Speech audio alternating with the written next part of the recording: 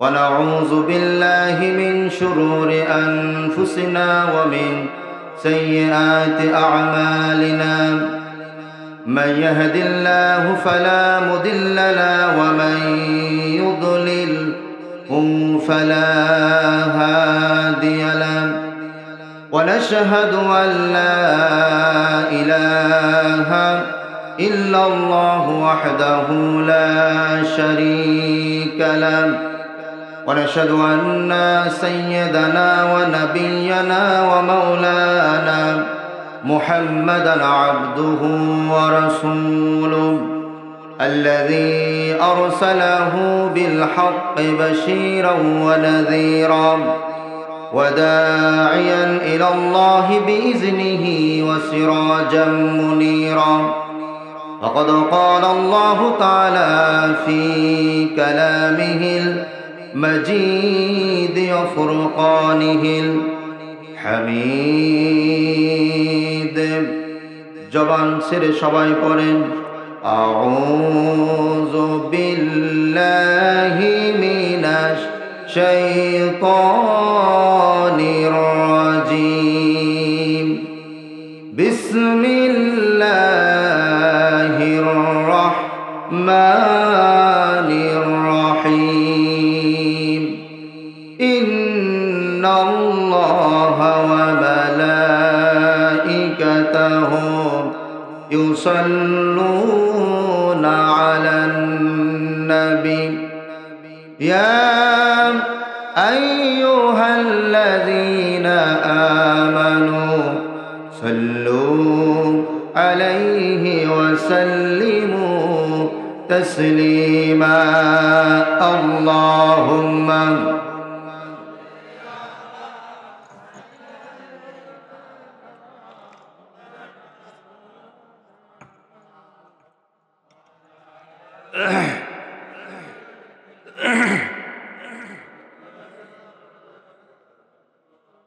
নবীর প্রতি আমাদের মহব্বত আছে না নাই? কম না বেশি? যদি বেশি থাকে তাহলে জোরে সোরে মহব্বতের সাথে আমরা পড়ছি আল্লাহুম্মা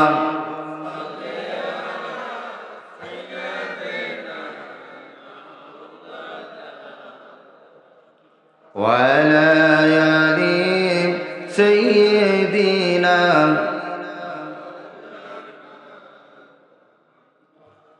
মনটা যদি হইতো পুবাল হাওয়া হইতো যদি শুভ্র কবুতর মেঘের ডানায় পাঠিয়ে দিতাম মেঘের ডানায় পাঠিয়ে দিতাম মদিনার পথে যেথায় আমার প্রিয় নবী ঘুমায় নিরন্তর যেথায় আমার প্রিয় নবী ঘুমায় নিরন্তর আল্লাহুম্মা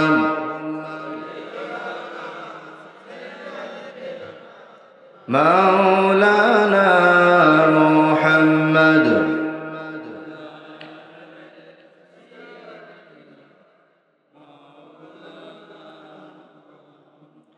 ও মদিনার বুলবুলি কেমনে তোমায় রই ভুলি ও মদিনার বুলবুলি কেমনে তোমায় রই ভুলি দিন কাটে আর রাত কাটে দিন কাটে আর রাত কাটে তোর বেদনার ফুল তুলি কেমনে তোমায় রই ভুলি আল্লাহুম্মা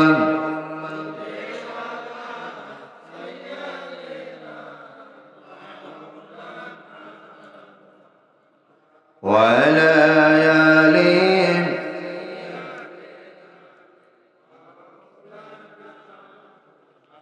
بلغ العلا بكماله كشف الدجى بجماله حسنت جميع خصاله صلوا عليه ہونا یہ پھول تو بلبل کا ترنم بھی نہ ہو جمن دہر میں کلیوں کا تبسم بھی نہ ہو بلغ العلا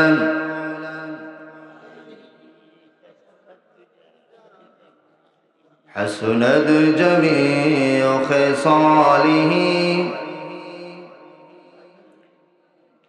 আরবের বুকে মক্কার পরে যেথায় আমিনার ঘর খোদার করুণা কাউসার হয়ে ঝরছে বারংবার বালাগাল উলা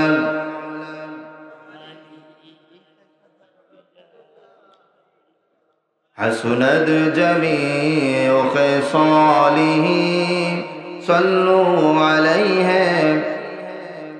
اللهم آمين ربنا ظلمنا أنفسنا وإن لم تغفر لنا وترحمنا لنكونن من الخاسرين ربنا آتنا في الدنيا حسنة وفي الآخرة حسنة وقنا عذاب النار يا رب العالمين পশ্চিম খুঁটামারা মমিন টুলি পূর্বপাড়া জামে মসজিদের উন্নয়ন কল্পে আজকের এই তাফসিরুল কোরআন মাহফিল রব্বুল আলামিন সেই মাগরিবের পর থেকে শুরু করে নিয়ে দীর্ঘক্ষণ যাবত তোমার কালামুল্লাহ শরীফ থেকে আলোচনা করা হয়েছে রব্বুল আলামিন শেষ প্রান্তে এসে আমি তোমার এক নগণ্য গোলাম তোমার হাবিবের ওপর মুহাব্বতের সহিত কয়েকবার দরুদ সালাম পেশ করে তোমার শাহী দরবারে দুটি হাত উত্তোলন করেছি রব্বুল আলামিন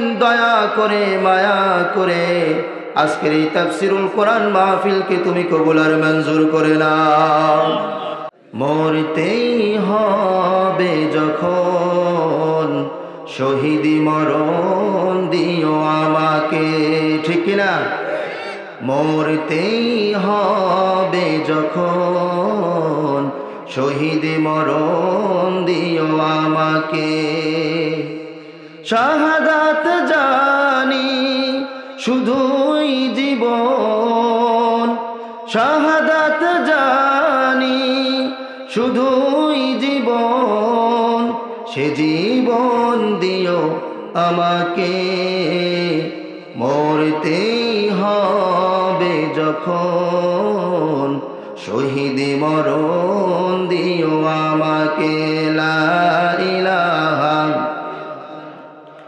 আল্লাহ রাব্বুল আলামিন আজ থেকে প্রায় ১৫০০ বছর আগে কেমনে কোরআন শুনলে বান্দা উপকৃত হতে পারবে আল্লাহ রাব্বুল আলামিন তার প্রিয় নবীর মাধ্যমে সেই বিষয়টি আমাদেরকে জানিয়ে দিয়েছেন বলেন সুবহানাল্লাহ আমার প্রিয় ভাইরা আল্লাহ রাব্বুল আলামিন বলেন وَإِذَا قُرِئَ الْقُرْآنَ فَاسْتَمِعُوا وَأَنصِتُوا لَعَلَّكُمْ تُرْحَمُونَ আল্লাহ রাব্বুল আলামিন বলেন যখন তোমাদের সামনে কোরআন থেকে আলোচনা করা হয় কোরআন থেকে ব্যাখ্যা করা হয় বিশ্লেষণ করা হয় তখন তোমরা নীরব হয়ে নিস্তব্ধ হয়ে শুনতে থাকো হতে পারে রব্বুল আলামিন তোমাদেরকে এর বিনিময়ে রহমতের অধিকারী বানায় দিতে পারেন বলেন সুবহানাল্লাহ আরো জোরে বলেন সুবহানাল্লাহ সুতরাং আমরা কোরআন থেকে সরাসরি আল্লাহর কোরআন থেকে মনোযোগ দিয়ে আলোচনা শুনতে রাজি আছি তো সবাই রাজি আছেন দেখি কারা কারা রাজি আছেন দুই হাত তুলে আল্লাহকে দেখান লিল্লাহে তাকবীর নারায়ে তাকবীর আল্লাহ তাআলা সবাইকে কবুল করুন আপনারা কিন্তু সবাই ওয়াদা দিয়েছেন আপনারা কি থেকে আলোচনা শুনবেন কোরআন থেকে আপনারা কিন্তু ওয়াদা দিয়েছেন ওয়াদা দেন নাই ওয়াদা দেওয়ার পরেও যদি আপনাদের আশপাশ থেকে কেউ উঠে যায় তাহলে একটা হাদিস আপনাদেরকে শোনাই মুনাফিকের আলামত হচ্ছে 3টা বলেন কয়টা আরো জোরে বলেন কয়টা 1 নাম্বার কথা বললে মিথ্যা বলে কথা বললে কি বলে ওয়াদা করলে ভঙ্গ করে। বলেন ওয়াদা করলে কি করে? ওয়াদা করলে ভঙ্গ করে। সুতরাং আপনারা ওয়াদা দিয়েছেন যে কোরআন থেকে আপনারা আলোচনা শুনবেন। আমার প্রিয় ভাইরা, আজকে আমরা এখানে কি শোনার জন্য একত্রিত হয়েছি বলেন তো? আরো জোরে বলেন, কি শোনার জন্য? কোরআন শোনার জন্য। কোরআন কি অন্যান্য কিতাবের মতো সাধারণ কোনো কিতাব? অন্যান্য বই পুস্তকের মতো সাধারণ কোনো কিতাব? সাধারণ কোনো কিতাব না। এই কোরআনের পাওয়ার আছে, এই কোরআনের ক্ষমতা আছে। বলেন কোরআনের কি আছে? আরো জোরে বলেন, কোরআনের কি আছে? পাওয়ার আছে, ক্ষমতা আছে। তবে এই কোরআনের পাওয়ার, আপনি যদি কোরআনকে সুন্দর করে গেলাপ গায়ে দিয়া আলমারিতে রেখে দেন অথবা লাইব্রেরিতে রেখে দেন, কোরআন তার পাওয়ার আপনাকে দেখাবে না। কোরআনের পাওয়ারটা ব্যক্তির সাথে সম্পৃক্ত। বলেন কিসের সাথে? আরো জোরে বলেন, কিসের সাথে? ব্যক্তির সাথে। যখন আল্লাহ রাব্বুল আলামিন তার কোনো বান্দাকে কোরআনের জন্য মনোনীত করবেন, নির্বাচিত করবেন, আর ওই ব্যক্তির যখন মুসলিম উম্মাহ অনুসরণ করবে, অনুকরণ করবে, ওই ব্যক্তিকে যখন দ্বীনের জন্য, ইসলামের জন্য, কোরআনের জন্য সাহায্য সহযোগিতা করবে, আল্লাহ রাব্বুল আলামিন তখন কোরআনের পাওয়ার দেখাতে শুরু করবেন। কিসের পাওয়ার? কোরআনের পাওয়ারে ওই ব্যক্তির মাধ্যমে আল্লাহ রাব্বুল আলামিন তখন এই পৃথিবীতে ইসলামী খেলাফত, ইসলামী স্টেটমেন্ট কায়েম করে দিবেন। বলেন সুবহানাল্লাহ। আরো জোরে বলেন সুবহানাল্লাহ। আল্লাহ রাব্বুল আলামিন তার প্যারা হাবিব মুহাম্মদুর রাসূলুল্লাহ সাল্লাল্লাহু আলাইহি ওয়াসাল্লামের উপর পবিত্র কোরআনুল কারীম নাজিল করলেন। কিন্তু এই কোরআন নাজিল করার সঙ্গে সঙ্গেই কিন্তু আমার নবীকে রাষ্ট্রপ্রধান বানানো হয় নাই। কোরআন যেদিন নাজিল হয়েছে সেই দিনই কি নবী রাষ্ট্রপ্রধান হয়েছিল নাকি? আরো জোরে বলেন, সেই দিনই রাষ্ট্রপ্রধান হয়েছিল? হয় নাই। আমার নবী যখন তিনি আল্লাহর পক্ষ থেকে নবুয়ত প্রাপ্ত হলেন, যখন তার উপর কোরআন নাজিল করা হলো, তখন তিনি মানুষদেরকে কোরআনের দাওয়াত দিতে লাগলেন। আর সাহাবায়ে কেরাম তার দাওয়াত গ্রহণ করলেন। দাওয়াত গ্রহণ করে কালেমা পড়ে তারা মুসলমান হয়ে গেলেন। মুসলমান হওয়ার পর আমার নবীর তার অনুকরণ করতে লাগলো। বলেন কি করতে লাগলো? অনুসরণ করতে লাগলো। এমনকি আল্লাহ রাব্বুল আলামিন সাহাবায়ে কেরামের কাছ থেকে পরীক্ষা নিলেন যে আসলেই তারা নবীকে সঠিকভাবে অনুসরণ করে কি করে না। আমার নবীকে অনুসরণ করে কি করে না, সাহাবায়ে কেরামের কাছ থেকে আল্লাহ পাক পরীক্ষা নিলেন। কি কঠিন পরীক্ষা! যারাই আমার নবীর ওপর ঈমান আনে তাদেরই শত্রু হয়ে যায়, তাদের বংশের লোক। বলেন কারা শত্রু হয়ে যায়? আরো জোরে বলেন, কারা শত্রু হয়ে যায়? স্বামী ঈমান আনলে স্ত্রী সেটা মেনে নেয় না। স্ত্রী যদি ঈমান আনে স্বামী মেনে নেয় না। এমনকি সন্তান যদি ঈমান আনে সেটা মা বাপ মেনে নেয় না। কি কঠিন পরীক্ষা! যারাই আমার নবীর ওপর ঈমান আনে তাদের ওপরে নির্যাতনের স্টিম রোলার চালানো শুরু হয়ে যায়। এমনকি নির্যাতনের স্টিম রোলার চালাতে চালাতে যখন অতিরিক্ত মাত্রায় যখন সাহাবায়ে কেরামের ওপর নির্যাতন চালানো শুরু হয়ে গেল, আল্লাহ রাব্বুল আলামিন তখন আমার নবীর মাধ্যমে সাহাবায়ে কেরামকে মদিনায় হিজরত করার পারমিশন দিয়ে দিলেন। কোথায় হিজরতের পারমিশন দিলেন? মদিনায় হিজরতের পারমিশন দিলেন। সেখানে সাহাবায়ে কেরাম কোরআনের জন্য, দ্বীনের জন্য, রাসূলকে অনুসরণ করার জন্য কোথায় গেলেন? কি ছাড়লেন? ঘর ছাড়লেন, বাড়ি ছাড়লেন, মা বাবা সব কিছু ছাড়লেন। সেখানে যাওয়ার পর আল্লাহ রাব্বুল আলামিন মাত্র 10 বছরের ব্যবধানে মদিনার প্রেসিডেন্ট কাকে বানালেন? মুহাম্মদ সাল্লাল্লাহু আলাইহি সাল্লামকে। 10 বছরের ব্যবধানে মদিনার প্রেসিডেন্ট হলেন কে? আমাদের নবী। বলেন কে? আমাদের নবী প্রেসিডেন্ট হলেন। আমাদের নবী যে প্রেসিডেন্ট হলেন, এই পাওয়ারটা কিসের ছিল বলেন তো? আরো জোরে বলেন, কিসের পাওয়ার ছিল? কোরআনের পাওয়ার ছিল। মুহাম্মদ সাল্লাল্লাহু আলাইহি সাল্লামের ওপর যদি আল্লাহ পাক কোরআন অবতীর্ণ না করতেন, তাহলে গরিব অসহায় মানুষগুলিকে দিয়া মাত্র 10 বছরের ব্যবধানে মক্কার জমিনেও থাকতে পারলেন না, মদিনায় গিয়ে ইসলামী খেলাফত কায়েম করতে পারতেন না। পারতেন কি? আরো জোরে বলেন, পারতেন কি? পারতেন না। আজকেও একই ধারায় পৃথিবীতে ইসলামী হুকুমত কায়েম হবে, একই ধারায়। আল্লাহ রাব্বুল আলামিন যাকে কোরআনের জন্য মনোনীত করবেন, কোরআনের জন্য যাকে নির্বাচিত করবেন, সেই ব্যক্তির অনুসরণ অনুকরণ যখন আমরা করতে পারবো, দ্বীনের জন্য, কোরআনের জন্য যখন আমরা তাকে সাহায্য সহযোগিতা করতে পারবো, আল্লাহ রাব্বুল আলামিন ঠিক তখনই কোরআনের পাওয়ারে ওই ব্যক্তির মাধ্যমে ইসলামী হুকুমত আবারও সারা পৃথিবীতে কায়েম করে দিবেন। বলেন সুবহানাল্লাহ, আরো জোরে বলেন সুবহানাল্লাহ। আমার প্রিয় ভাইরা, এখন প্রশ্ন আসতে পারে, নবী তো দুনিয়াতে নাই, নবী কি দুনিয়াতে আছে? আরো জোরে বলেন, নবী কি দুনিয়াতে আছে? তাহলে এখন আবার আল্লাহ কেমনে কোরআনের জন্য আবার তার বান্দাকে নির্বাচিত করবেন? প্রশ্ন আসে না? প্রশ্ন আসে কি আসে না? নবী দুনিয়াতে নাই, তবে আমাদের নবীর ওপর অবতারিত কিতাব পবিত্র কোরআনুল কারীম বলেন তো দুনিয়াতে আছে না নাই? আরো জোরে বলেন, আছে না নাই? এই কোরআনের ওয়ারিস আল্লাহ রাব্বুল আলামিন কিয়ামত পর্যন্ত তার বান্দাদের মধ্য থেকে কাউকে কাউকে নির্বাচিত করবেন। আল্লাহ রাব্বুল আলামিন বলেন, সুম্মা আওরাসনাল কিতাবাল্লাযীনা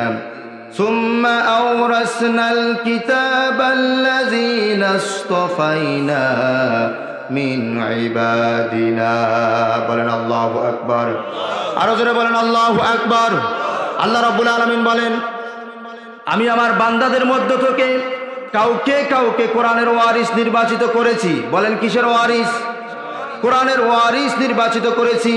সেই কোরআনের ওয়ারিসদের যখন আমরা অনুসরণ করতে পারবো, অনুকরণ করতে পারবো দ্বীনের জন্য, ইসলামের জন্য, যখন আমরা তাদেরকে সাহায্য করতে পারবো, সহযোগিতা করতে পারবো, আল্লাহ রাব্বুল আলামিন ওই বান্দার মাধ্যমে আবারও পৃথিবীতে ইসলামী হুকুমত কায়েম করে দিবে।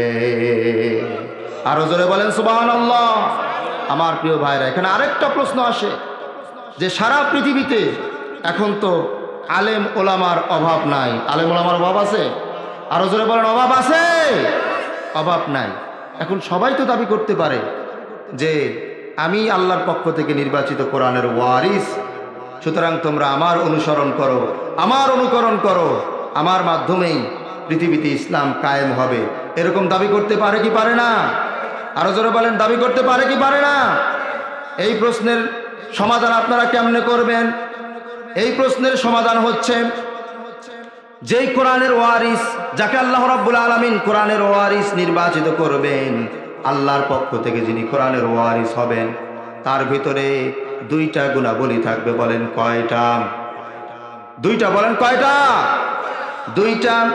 আল্লাহ রাব্বুল আলামিন বলেন, ওয়ানুনাজ্জিলু মিনাল কুরআনি মা হুয়া শিফাউ ওয়া রাহমাতুল লিল মুমিনিন।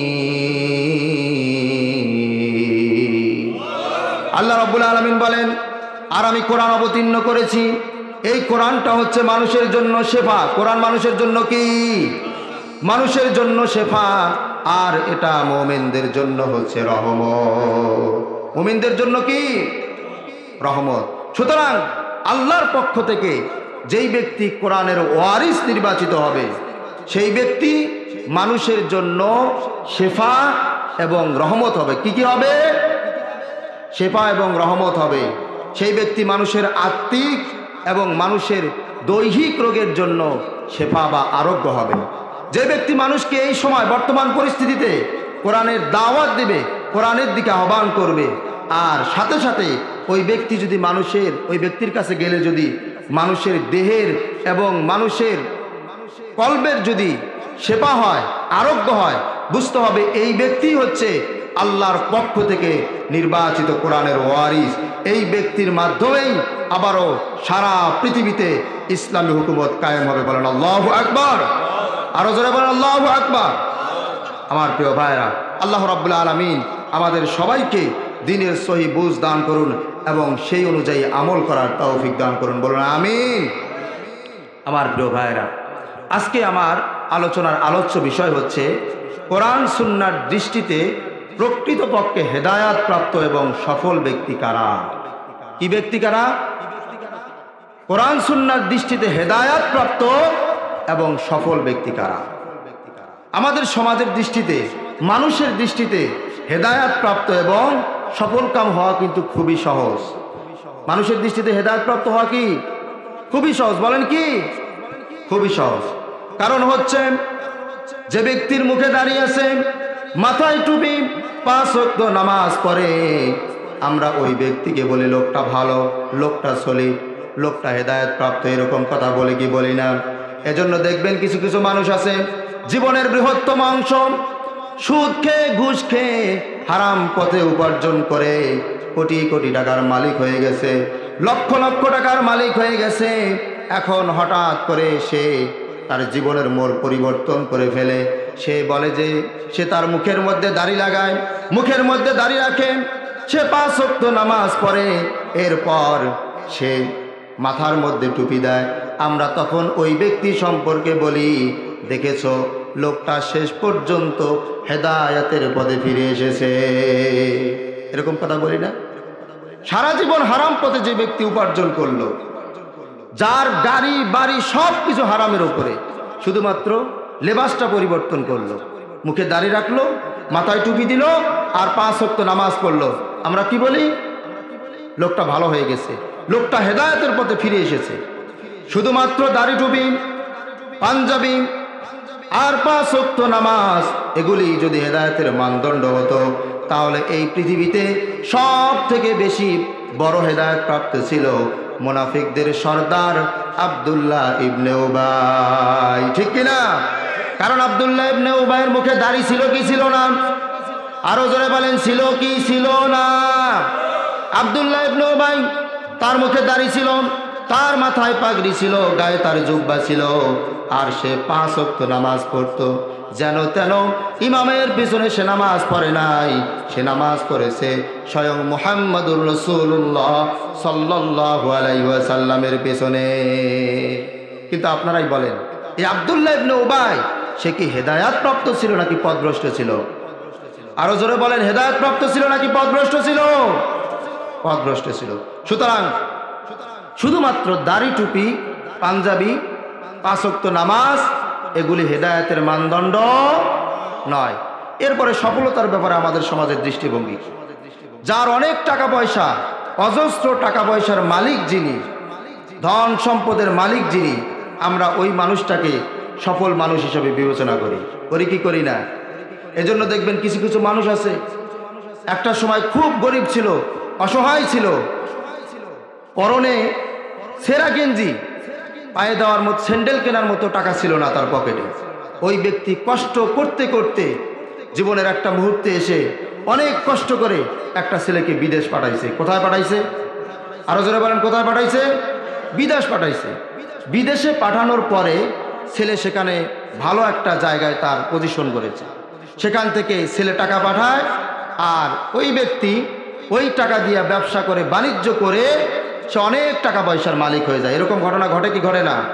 আরো জোরে বলেন, এরকম ঘটনা ঘটে কি ঘটে না? তখন আমরা ওই ব্যক্তি সম্পর্কে কি বলি? দেখছো লোকটা জীবনে কত কষ্ট করলো, পরিশ্রম করলো, আজকে লোকটার জীবন সাকসেস, আজকে লোকটা সফল কাম। এরকম কথা বলি কি বলি না? আরো জোরে বলেন, বলি কি বলি না? শুধুমাত্র টাকা পয়সা, ধন সম্পদ যদি সফলতার মানদণ্ড হতো, তাহলে এই পৃথিবীতে সব থেকে বড় সফল কাম ব্যক্তি ছিল কারুন। কে ছিল? কারুন ছিল। কারণ কারুনের কত ধন সম্পদ ছিল, একটা ঘটনা বললে আপনারা বুঝতে পারবেন। কারুনের যেই সমস্ত গোডাউনে তার টাকা পয়সা, তার ধন সম্পদ রাখা হতো, ওই সমস্ত গোডাউনের চাবি বহন করার জন্য ছোটখাটো একটা কাফেলার প্রয়োজন হতো। কিসের প্রয়োজন হতো? একটা কাফেলার প্রয়োজন হতো।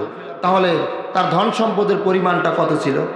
কিন্তু আপনারা বলেন তো, এই কারুন সে কি সফল কাম ছিল নাকি ব্যর্থ ছিল? আরো জোরে বলেন, ব্যর্থ ছিল নাকি সফল ছিল? ব্যর্থ ছিল।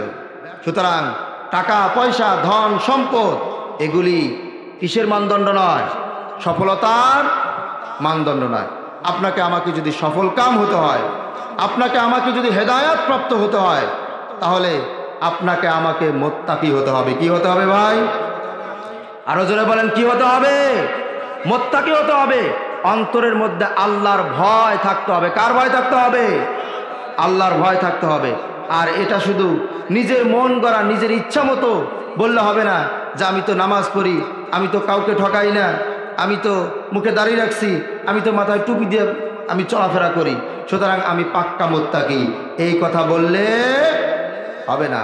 মুত্তাকি হতে হবে কোরআনের দৃষ্টিতে। কিসের দৃষ্টিতে? আরো জোরে বলেন, কিসের দৃষ্টিতে?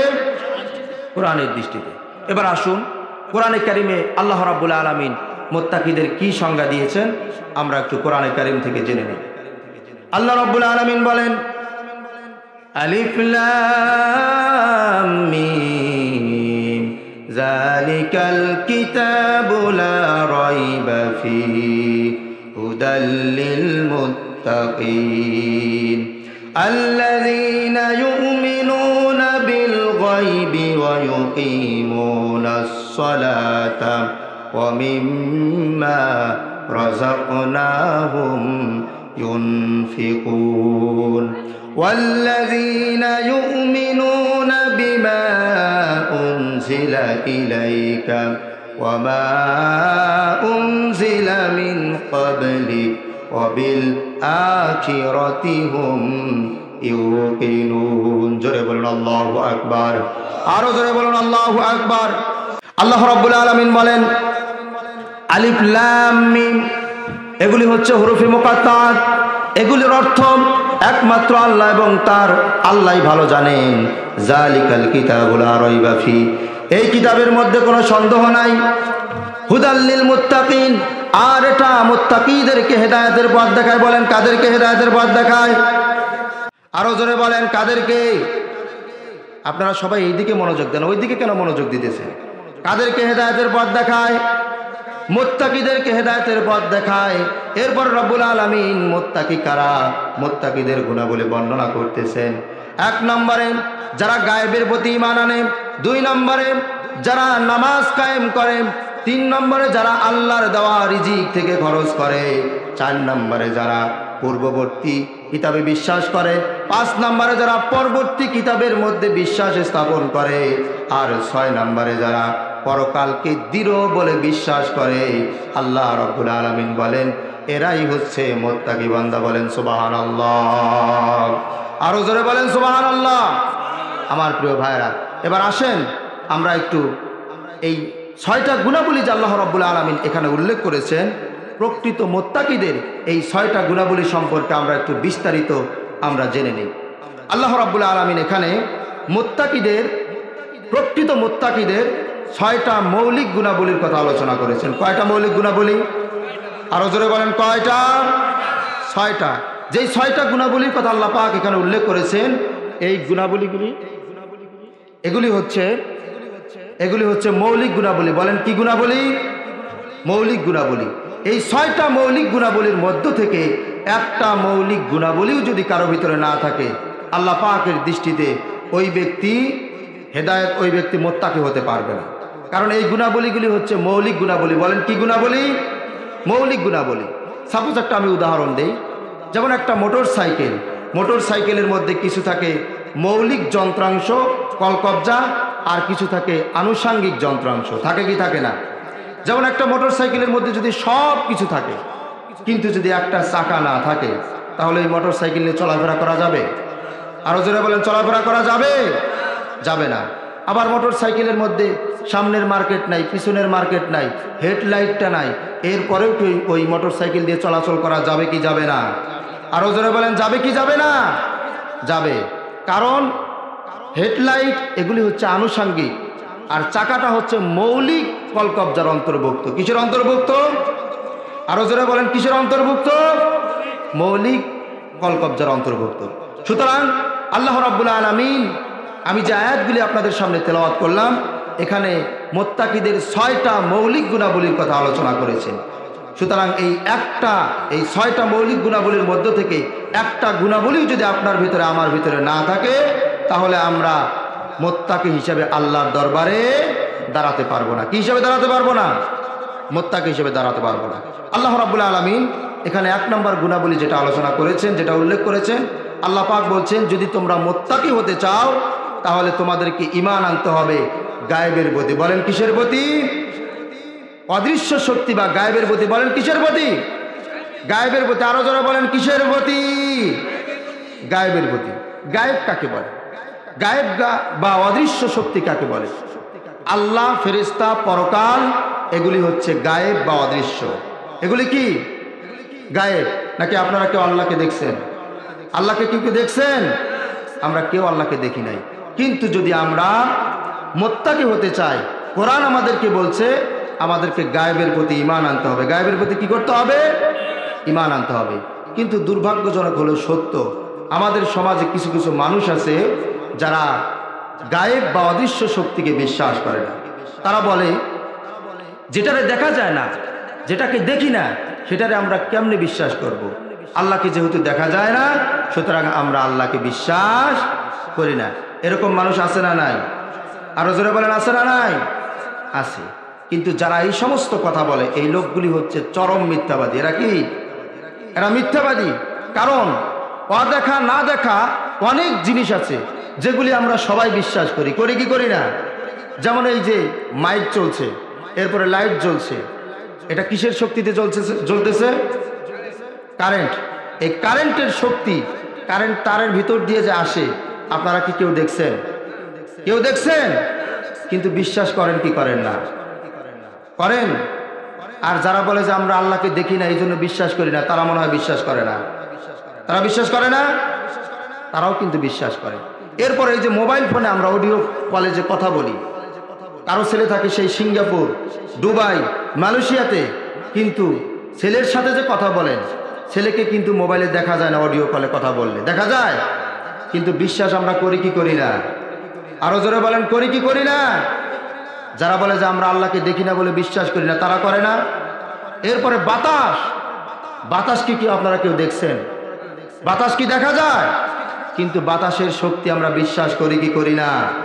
যারা বলে যে আমরা আল্লাহকে দেখি না এই জন্য আল্লাহকে বিশ্বাস করি না, তারা বিশ্বাস করে না? তারাও কিন্তু বিশ্বাস করে। যারা বলে যে আমরা আল্লাহকে দেখি না এই কারণে আল্লাহকে বিশ্বাস করি না, শরীয়তের পরিভাষায় তাদেরকে নাস্তিক বলা হয়। কি বলা হয়? আরো জোরে বলেন, কি বলা হয়? নাস্তিক বলা হয়। তো ইমামে আজম আবু হানিফা রহমাতুল্লাহ আলাইহির জামানায় এরকম একজন নাস্তিকের সাথে তার সাক্ষাৎ হয়। নাস্তিক বলতেছেন এই পৃথিবীর সব কিছু এমনি এমনি পরিচালিত হয়, আল্লাহ বলতে কোনো সত্তা নাই, আল্লাহ বলতে কিছু নাই। কিন্তু ইমাম আবু হানিফা রহমাতুল্লাহ আলাইহি বলতেছেন না না, আল্লাহ বলতে একজন মহান সত্তা রয়েছেন যার ইশারায় সব কিছু হয়। নাস্তিক বলতেছে না না, আল্লাহ বলতে কেউ নাই, কিছু নাই। নাস্তিক বলতেছে আমি বাহাসের মাধ্যমে প্রমাণ করে দিব আল্লাহ বলতে কিছু নাই। ইমামে আজম আবু হানিফা রহমাতুল্লাহ আলাইহি বলতেছে আমিও প্রমাণ করে দিব আল্লাহ বলতে একজন মহান সত্তা রয়েছেন যার ইশারায় সব কিছু পরিচালিত হয়। তাদের জন্য বাহাসের আয়োজন করা হলো, বাহাসের দিন তারিখ ঠিক করা হলো, বাহাসের সময় যখন উপস্থিত হয়ে গেল, এইবার ইমাম আবু হানিফা রহমাতুল্লাহ আলাইহি চিন্তা করতেছেন নাস্তিকটারে কেমনে উচিত জবাব দেওয়া যায়। ইমামে আজম আবু হানিফা রহমাতুল্লাহ আলাইহির বাড়ি থেকে বাহাসের স্থান পর্যন্ত আসতেন, মাঝখানে একটা নদী পড়তো। বলেন কি পড়তো? আরো জোরে বলেন, কি পড়তো? নদী পড়তো। ইমামে আজম আবু হানিফা রহমাতুল্লাহ আলাইহি নদীর কিনারায় এসে ইচ্ছাকৃতভাবে খানিকটা দেরি করে ফেললেন। দেরি করার পরে এদিকে নাস্তিক চিন্তা করতেছে মোল্লার দৌড় মনে হয় মসজিদ পর্যন্ত। মোল্লার দৌড় কি পর্যন্ত? মসজিদ পর্যন্ত। আজকে আমি নাস্তিক বাহাসের মধ্যে মনে হয় জিতে গেলাম। ইমাম আবু হানিফা রহমাতুল্লাহ আলাইহি মনে হয় ভয় পেয়ে গেছে। এই চিন্তা করে করে নাস্তিক খুশিতে বাকবাকুব। এইবার নির্দিষ্ট সময় যখন কিছুটা পেরিয়ে গেল, বাহাসের মধ্যে হঠাৎ করে আবু হানিফা রহমাতুল্লাহ আলাইহি উপস্থিত হয়ে গেলেন। আবু হানিফাকে দেখার পর এবার নাস্তিক বলতেছে আমি তোমার সাথে কোনো বাহাস করব না। কি করব না? বাহাস করব না।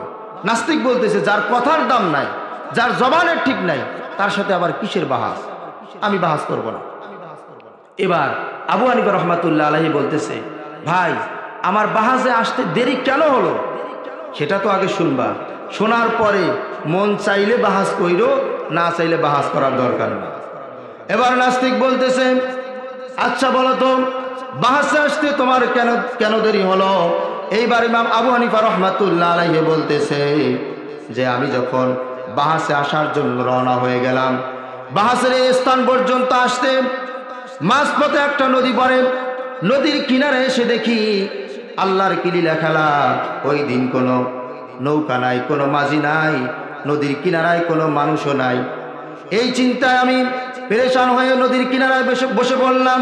কেমনে আমি নদীর এই কিনার থেকে ওই কিনারে যাব, এই চিন্তায় আমি পেরেশান হয়ে নদীর কিনারায় বসে পড়লাম।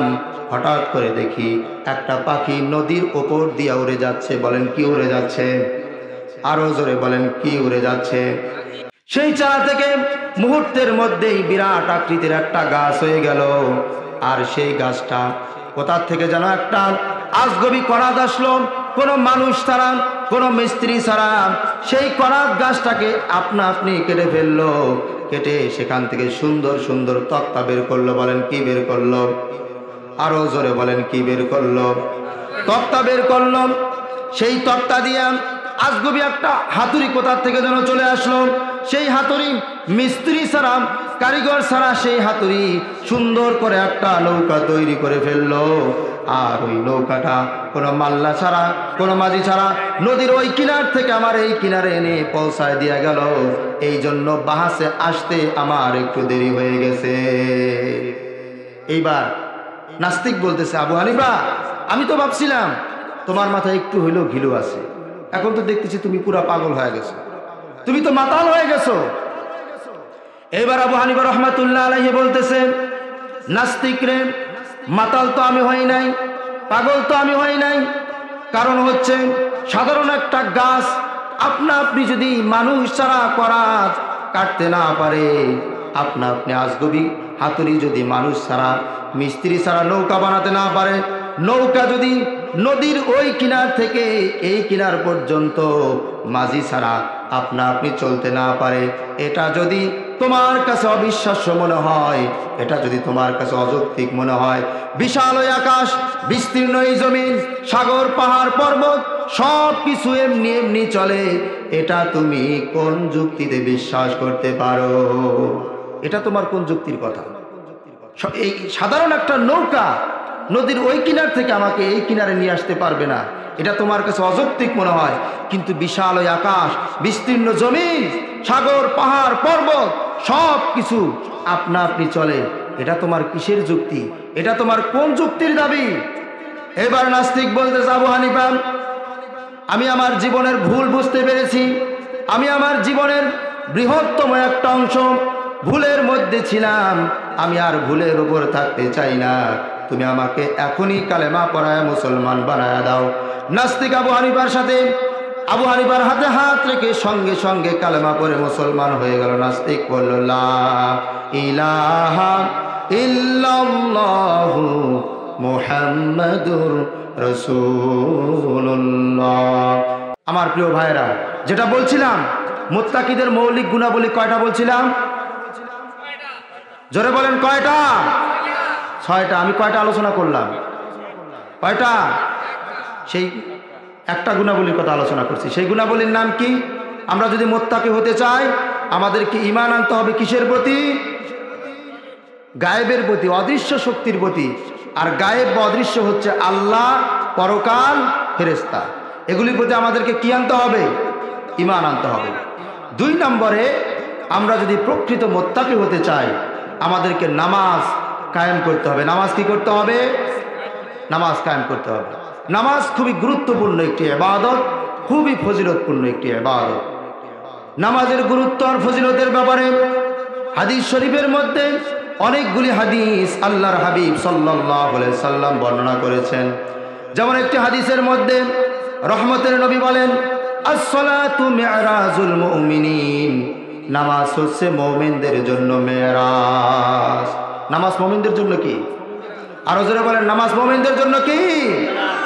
এরপর আরেকটি হাদিসের মধ্যে আল্লাহর হাবিব সাল্লাল্লাহু আলাইহি ওয়াসাল্লাম বলছেন, আস-সালাতু মিফতাহুল জান্নাহ, নামাজ হচ্ছে বেহেশতের চাবি। নামাজ কি? আরো জোরে বলেন, নামাজ কি? বেহেশতের চাবি। এই হাদিসের উপরে আমরা অনেকেই আমল করি। আমলটা কীরকম? আমরা অনেক মানুষ আমাদের সমাজে আছে যারা ইসলামে পরিপূর্ণভাবে প্রবেশ করে নাই, ইসলামকে কমপ্লিট কোড অফ লাইফ হিসাবে গ্রহণ করে নাই। তারা শুধুমাত্র জান্নাতের চাবি পাওয়ার জন্য শুধুমাত্র নামাজ পড়ে। বলেন কি পড়ে? আরো জোরে বলেন কি পড়ে? নামাজ পড়ে, তারা উপার্জন করে হারাম পথে, হালাল পথে উপার্জন করে না, সুদ খায়, ঘুষ খায়, অনেকেই আছে। অথচ মসজিদে যখন আজান হয় তাদেরকে আর ঘরে বেঁধে রাখা যায় না। তারা মসজিদে আজান হওয়ার সঙ্গে সঙ্গে কোথায় চলে যায়? কোথায় চলে যায়? মসজিদে চলে যায়। তাদের ধারণা হচ্ছে নামাজ যেহেতু বেহেশতের চাবি, সুতরাং নামাজটা যদি আমি ঠিকভাবে আদায় করতে পারি তাহলে আমাকে জান্নাতে যেতে আর কে ঠেকায়? চাবি যদি পাই তাহলে জান্নাতে যাওয়ার ঠেকানোর আর কেউ আছে? এটা হচ্ছে মানুষের ধারণা, কিন্তু আছে। ব্যাপারটা হচ্ছে যারা ইসলামে পরিপূর্ণভাবে প্রবেশ করে নাই তারা নামাজ পড়ে শুধুমাত্র বেহেশতের চাবি পাওয়ার জন্য। এদের দৃষ্টান্তটা হচ্ছে এরকম, আপনার বাসা বাড়ির আমাদের অনেকের অনেক সময় তালার চাবি হারিয়ে যায়। কি হারিয়ে যায়? আরো জোরে বলেন, কি হারিয়ে যায়? চাবি হারিয়ে যায়। চাবি হারিয়ে যাওয়ার পর আমরা বাজারে গিয়ে যারা চাবি তৈরি করে দেয় তাদেরকে কি বলেন আপনারা? মেকার। ওই মেকারের কাছে যে আমরা যাই, মেকারের কাছে গেলে দেখবেন তাদের ঝোপার মধ্যে অনেকগুলি চাবি থাকে। থাকে কি থাকে না? আরো জোরে বলেন, থাকে কি থাকে না? থাকে। এখন আপনি বাড়ি থেকে তালা নিয়ে ওই ঝোপার থেকে যে কোনো একটা চাবি নিয়ে যদি আপনার তালা ঢুকায় দেন, তালা কি খুলবে? জোরে বলেন, তালা খুলবে? তালা খুলবে না। যতক্ষণ পর্যন্ত না ওই মেকার আপনার তালার জয়েন্টের সাথে পয়েন্টের সাথে ওই চাবি ঘষা মাজা করে মিল করে না দেবে, ততক্ষণ পর্যন্ত কিন্তু চাবি দিয়া কি খুলবে না? আরো জোরে বলেন, কি খুলবে না? তালা খুলবে না। যারা শুধুমাত্র নামাজ পড়েন বেহেশতের চাবি পাওয়ার জন্য, কি পাওয়ার জন্য? আরো জোরে বলেন, কি পাওয়ার জন্য? চাবি আপনারা পাবেন ওই যে মেকারের দোকানের চাবির মতো। কিসের মতো? ওই চাবি দিয়ে আপনারা জান্নাতের তালা খুলতে যাবেন, দেখবেন যে পয়েন্টের সাথে মিলতেছে না। কিসের সাথে মিলতেছে না? পয়েন্টের সাথে মিলতেছে না। পয়েন্টের সাথে যদি চাবির যদি মিল করাতে চান তাহলে আমাদেরকে নামাজ শুধু পড়লে হবে না, নামাজ কায়েম করতে হবে। বলেন, নামাজ কি করতে হবে? আরো জোরে বলেন, কি করতে হবে? নামাজ কায়েম করতে হবে। এজন্য আল্লাহ রাব্বুল আলামিন কোরআনে কারিমে কিন্তু বলে নাই তোমরা নামাজ পড়ো, এই কথা বলছে। আল্লাহ কি বলছে? নামাজ কায়েমের কথা বলছে। যেমন আল্লাহ রাব্বুল আলামিন বলেন, ওয়াকিমুস সালাতা ওয়া আতুস যাকাতা ওয়ারকাউ মা'আর রাকিঈন। আল্লাহ রাব্বুল আলামিন বলেন, আর তোমরা নামাজ কায়েম করো, যাকাত আদায় করো এবং রুকুকারীদের সাথে রুকু করো। এরপর আল্লাহ রাব্বুল আলামিন সূরা আনকাবুতের মধ্যে বলছেন, উতলু মা উহিয়া ইলাইকা মিনাল কিতাব ওয়া আকিমিস সালাতা ইন্নাস সালাতা তানহা আনিল ফাহশাই ওয়াল মুনকার। বলেন আল্লাহু আকবার। আরো জোরে বলেন আল্লাহু আকবার। আল্লাহ রাব্বুল আলামিন বলেন, হে নবী, আপনি আপনার উপর যেই কিতাব ওহী করা হয়েছে সেই কিতাব থেকে আপনি তেলাওয়াত করুন আর নামাজ কায়েম করুন। নামাজ কি করুন? নামাজ কি করতে বলা হয়েছে? কায়েম করতে বলা হয়েছে। নামাজ কায়েম কাকে বলে? নামাজ কায়েমের অনেক ব্যাখ্যা আছে, এর মধ্যে আমি সহজ দুইটা ব্যাখ্যা আপনাদেরকে দিয়ে যাব। কয়টা ব্যাখ্যা দেব? আরো জোরে বলেন, কয়টা ব্যাখ্যা দেব? দুইটা ব্যাখ্যা দিয়ে যাব। নামাজ কায়েমের একটা ব্যাখ্যা হচ্ছে, নামাজ কায়েম মানে হচ্ছে ইনসাফ কায়েম হওয়া। নামাজ কায়েম মানে কি? আরো জোরে বলেন, কি? নামাজ কায়েম মানে কি? ইনসাফ কায়েম হওয়া। আপনি নামাজ পড়েন, আপনার ভিতরে ইনসাফ নাই, বুঝতে হবে আপনার নামাজ কায়েম হয় নাই। আপনি নামাজ পড়েন অথচ আপনি আপনার গর্ভধারিণী মাকে ভাত কাপড় দেন না, আপনার নামাজ কি কায়েম হবে? আপনি নামাজ পড়েন অথচ আপনি আপনার বোনের হক মেরে খেয়েছেন, নামাজ কি আল্লাহর দরবারে কায়েম হবে? আপনি নামাজ পড়েন, আপনি একজন সরকারি ডাক্তার, আপনি কি সরকারি ডাক্তার, সরকার আপনাকে মানুষের সেবা করার জন্য সরকার আপনাকে হাজার হাজার লাখ লাখ টাকা আপনাকে বেতন দেয়। আপনি সরকারিভাবে যখন আপনার কাছে রুগী যায় তখন আপনি সঠিকভাবে আপনি রুগী দেখেন না, আপনি বলেন যে চেম্বারে এসো ভালো করে দেখব। বুঝতে হবে ওই ডাক্তারের নামাজ কি হয় নাই? আরো যারা বলেন নামাজ কি হয় নাই? আপনি একজন মসজিদের ইমাম, কিন্তু চাকরি বাঁচাবার ভয়ে আপনি হক কথা সঠিকভাবে বলতে পারেন না। বুঝতে হবে ইমামের নামাজও কায়েম। বক্তা আপনি মাহফিল করেন, ওয়াজ করে ঘুরে বেড়ান, কিন্তু শুধুমাত্র মানুষের দাওয়াত পাওয়ার জন্য, মানুষের মনকে জয় করার জন্য আপনি মাহফিলের মধ্যে আজগবি আজগবি কথা বলে বেড়ান। আপনি মানুষকে কিছুক্ষণ হাসান, আবার কাঁদান, আবার মানুষকে কখনো গরম করেন, আবার মানুষের মনকে নরম করেন, শুধুমাত্র কিসের জন্য? দাওয়াত পাওয়ার জন্য। বুঝতে হবে আপনি বক্তা, আপনার নামাজও কায়েম হয় না। এটা হচ্ছে নামাজ কায়েমের একরকম ব্যাখ্যা।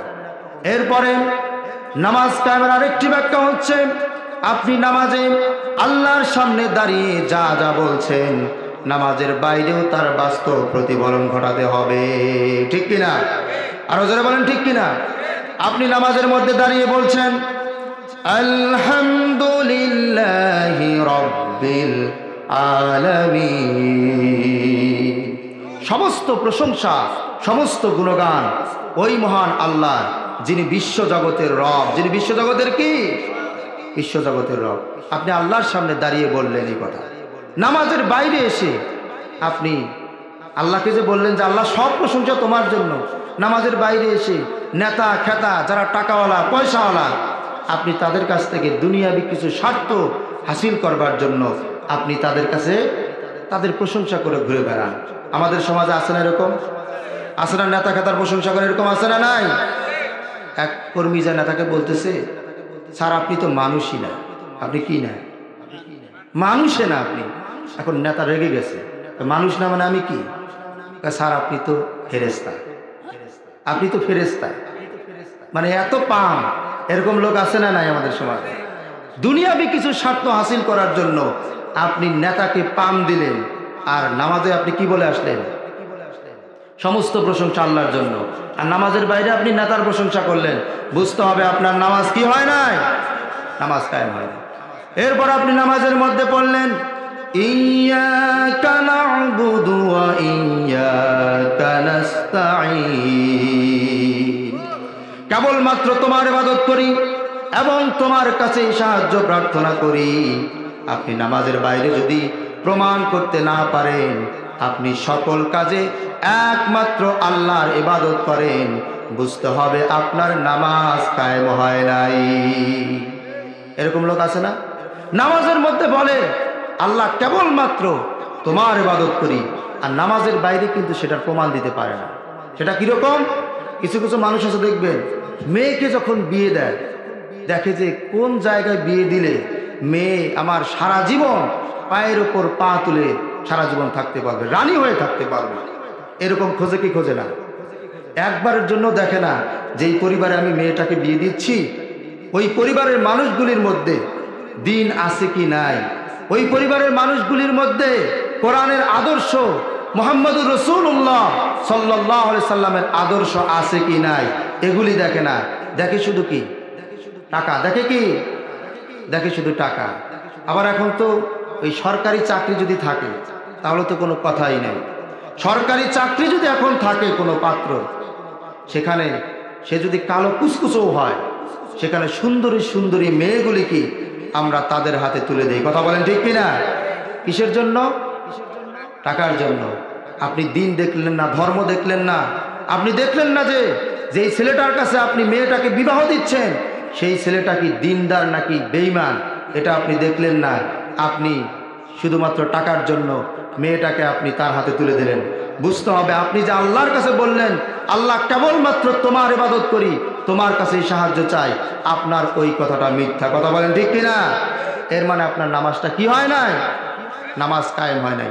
নামাজ কায়েম হবে তখনই যখন আমরা নামাজের মধ্যে বলবো ইয়্যাকা না'বুদু ওয়া ইয়্যাকা নাস্তাঈন, আর নামাজের বাইরে এসে আমাদের দৃষ্টিভঙ্গি হবে আমার নামাজ, আমার কোরবানি, আমার হায়াত, আমার মৌত, আমার জীবনের সব কিছু বিশ্বজগতের রব মহান আল্লাহর জন্য। বলেন কার জন্য? আল্লাহ রাব্বুল আলামিন বলেন কুল ইন্না সলাতি ওয়া নুসুকি ওয়া মাহইয়ায়া ওয়া মামাতি লিল্লাহি রাব্বিল আলামিন। আল্লাহ রাব্বুল আলামিন বলেন বলো আমার নামাজ, আমার কোরবানি, আমার হায়াত, আমার মৌত, আমার জীবনের সব কিছু বিশ্ব জগতের রব মহান আল্লাহ রব্বুল আলামিনের জন্য নিবেদিত করে দিলাম। যখন আপনি নামাজের মধ্যে বললেন, আল্লাহ শুধুমাত্র তোমার ইবাদত করি, তোমার কাছে সাহায্য চাই, নামাজের বাইরে এসে যদি আপনি আপনার জীবনের লক্ষ্য এটা করে ফেলেন যে আমার নামাজ, আমার কোরবানি, আমার হায়াত, আমার মৌত সব কিছু বিশ্বজগতের রব আল্লাহ রব্বুল আলামিনের জন্য, বুঝতে হবে আপনার জীবনে আপনি নামাজটা কায়েম করলে।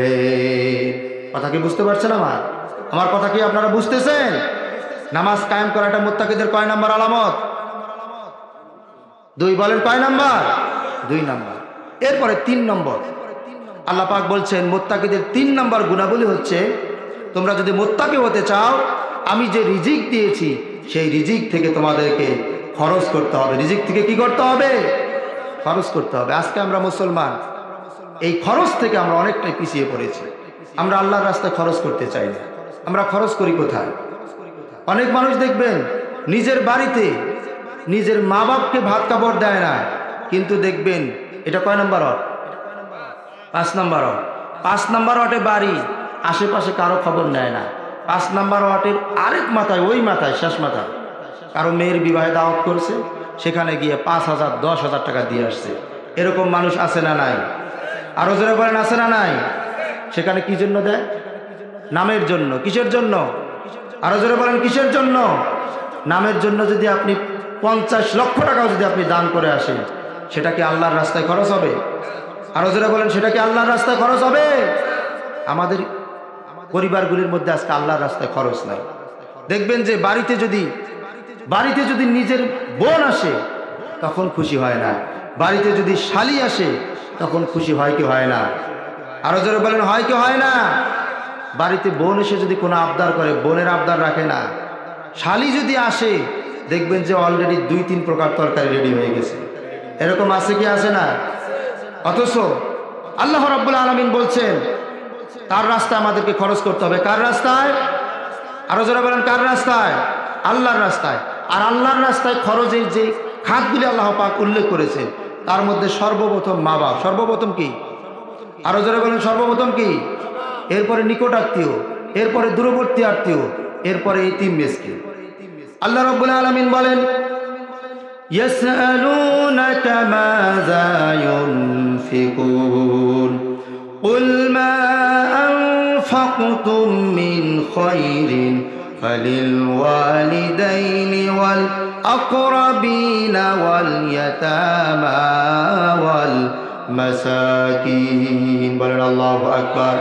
আল্লাহ রাব্বুল আলামিন বলেন, হে নবী, লোকেরা আপনাকে জিজ্ঞাসা করেন কি বস্তু, কোন বস্তু কাদের জন্য আমি আল্লাহর রাস্তায় খরচ করবে, আপনি তাদেরকে সুন্দর করে জবাব দিয়ে দেন, যেই বস্তুই তারা আমার রাস্তায় খরচ করুক না কেন, ধন সম্পদ থেকে যাই তারা খরচ করুক না কেন, তা যেন সর্বপ্রথম তাদের মা বাবা, নিকটতম আত্মীয়, এতিম মিসকিন এবং মুসাফিরদের জন্য খরচ করে। বলেন সুবহানাল্লাহ। সুতরাং যারা নিজের মা বাপ, নিকট আত্মীয়, এতিম এবং মিসকিনের জন্য ধন সম্পদ খরচ করে, তারা কার রাস্তায় ধন সম্পদ খরচ করে? আরো জোরে বলেন কার রাস্তায়? আল্লাহর রাস্তায় খরচ করে। আর এটা হচ্ছে মুত্তাকিদের কয় নাম্বার গুণাবলী? আপনাদের কি খারাপ লাগতেছে? খারাপ লাগতেছে কি আপনাদের? আপনারা কথা বলেন না কেন? কয় নাম্বার গুণাবলী? 3 নাম্বার। এরপরে 4 এবং 5 নাম্বার গুণাবলী আল্লাহ পাক একসাথে উল্লেখ করছে। মুত্তাকিদের 4 এবং 5 নাম্বার গুণাবলী হচ্ছে পূর্ববর্তী এবং পরবর্তী কিতাব সমূহের প্রতি তারা ঈমান আনে। কি আনে? ঈমান আনে। পূর্ববর্তী কিতাব যেগুলি আল্লাহ রাব্বুল আলামিন অন্যান্য নবীদের উপর নাজিল করছিলেন। আর পরবর্তী কিতাব কি? আল্লাহর এই কোরআন, যেটি আমাদের নবী মুহাম্মদুর রাসূলুল্লাহ সাল্লাল্লাহু আলাইহি সাল্লামের উপর অবতীর্ণ করেছেন। পূর্ববর্তী এবং পরবর্তী কিতাবের প্রতি ঈমান মানে হচ্ছে আল্লাহর এই কিতাব অনুযায়ী আমাদের জীবন গঠন করতে হবে। কি করতে হবে? আপনি শুধু বললেন যে আমি তো কোরআনকে বিশ্বাস করি, কোরআনের প্রতি আমার বিশ্বাস আছে, কিন্তু আপনি যদি এই কোরআন অনুযায়ী জীবন যাপন না করেন, তাহলে এই বিশ্বাসের কোনো দাম আছে? আরো জোরে বলেন দাম আছে? চলতে হবে কি মোতাবেক? আরো জোরে বলেন কি মোতাবেক চলতে হবে? কোরআন মোতাবেক চলতে হবে। কোরআন অনুযায়ী আপনার ব্যক্তিগত জীবন থেকে শুরু করে নিয়ে আপনার পারিবারিক, আপনার সামাজিক, আপনার রাষ্ট্রীয়, আপনার আন্তর্জাতিক জীবনের প্রতিটি সেক্টর, প্রতিটি বিভাগ আপনাকে চালাতে হবে। তবেই আপনি যে আল্লাহর এই কিতাবের প্রতি ঈমান আনছেন সেটা প্রমাণিত হবে। আমাদের সমাজে আজকে এই গুণাবলী আছে? আছে? আল্লাহর কিতাব অনুযায়ী আমরা কি সব কাজ করি?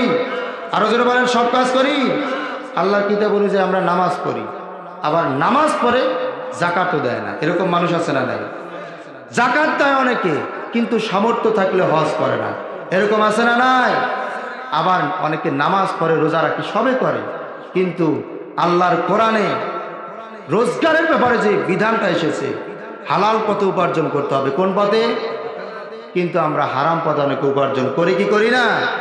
আপনি যদি হারাম পথে উপার্জন করেন, আপনি যদি, আপনার উপর যাকাত ফরজ হয়েছে, আপনি যদি যাকাত না দেন, এরপর আপনার উপর হজ ফরজ হয়েছে, আপনি যদি হজ না করেন, এক কথা শেষ। আপনাকে কোরআনে যা যা আছে সেই কথাগুলি, সেই বিধানগুলি মোতাবেক যদি আপনার জীবনকে আপনি পরিচালিত না করেন, বুঝতে হবে আপনার ভিতরে পূর্ববর্তী এবং পরবর্তী এই কিতাবের প্রতি ঈমান, বলেন ঈমান কি? ঈমান নাই।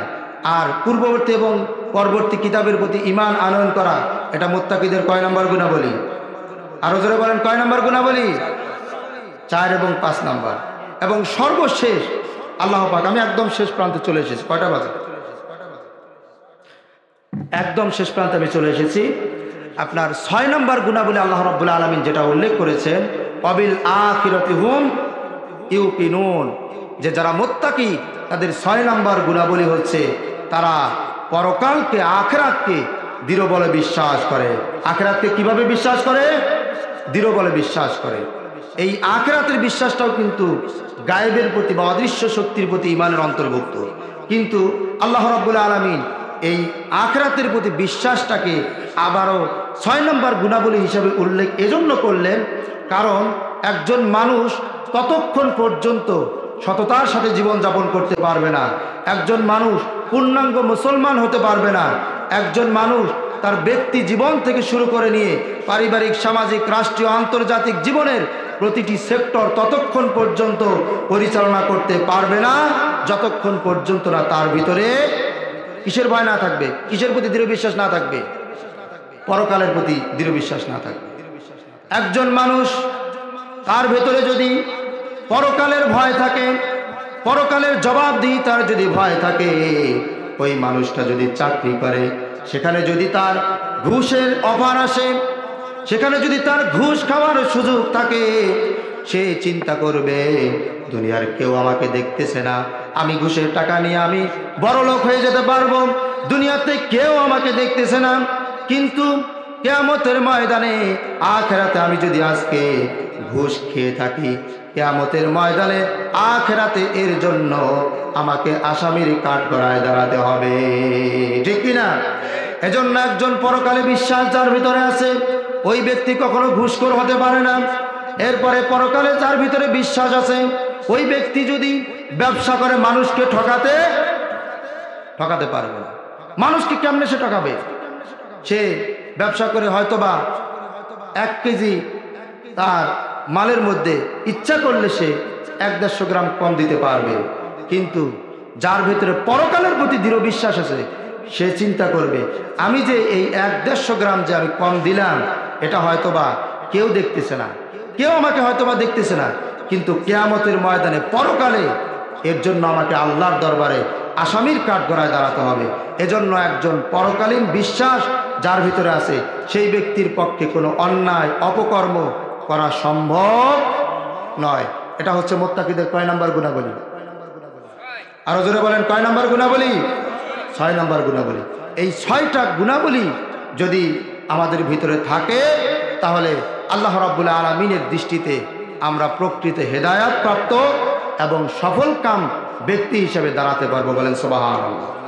আল্লাহ রাব্বুল আলামিন বলেন, উলাইকা আলা হুদাম মির রাব্বিহিম ওয়া উলাইকা হুমুল মুফলিহুন। আল্লাহ রাব্বুল আলামিন বলেন, আর এরাই হচ্ছে রবের পক্ষ থেকে হেদায়েত প্রাপ্ত। বলেন কার পক্ষ থেকে? আরো জোরে বলেন কার পক্ষ থেকে? রবের পক্ষ থেকে হেদায়েত প্রাপ্ত, আর এরাই হচ্ছে সফল কাম। সুবহানাল্লাহ। আরো জোরে বলেন সুবহানাল্লাহ। আমার প্রিয় ভাইরা, তাহলে আজকের এই মাহফিল থেকে আমরা কয়টা গুণাবলীর কথা শিখলাম? আরো জোরে বলেন কয়টা গুণাবলীর কথা? যদি আমরা আল্লাহর কাছে সফল কাম এবং হেদায়েত প্রাপ্ত বান্দা হিসেবে দাঁড়াতে চাই, এই 6টা গুণাবলী অর্জন করার দরকার আছে কি নাই? আরো জোরে বলেন আছে কি নাই? অবশ্যই আমাদেরকে 6টা গুণাবলী অর্জন করতে হবে। চ্যানেলটি সাবস্ক্রাইব করুন, বেল আইকনটি বেজে দিয়ে সাথেই থাকুন।